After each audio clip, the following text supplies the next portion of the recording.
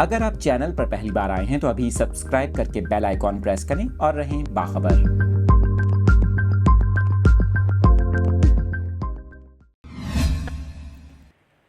خبر شیئر کر رہے ہیں آپ کے ساتھ۔ آپ کو بتا رہے ہیں کہ ملک بھر میں مئی اور جون کے مہینے میں ہونے والی غیر معمولی بارشوں اور ژالہ باری سے کاشتکار کافی پریشان ہیں۔ آپ کو بتا رہے ہیں کہ چیف میٹرولوجسٹ سردار سرفراز نے موجودہ موسمی صورتحال کے حوالے سے بتایا ہے کہ رواں سال مئی میں 3 بارشوں کے سلسلے ریکارڈ کیے گئے۔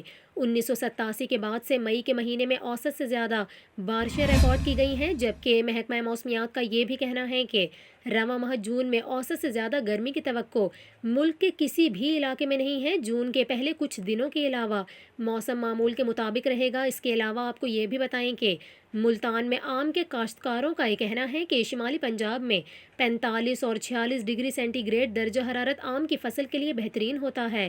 آم کے کاشتکاروں نے خدشہ ظاہر کیا ہے کہ اب موسم گرما کی فصلوں کی ساری امیدیں جون کے مہینے سے وابستہ ہیں۔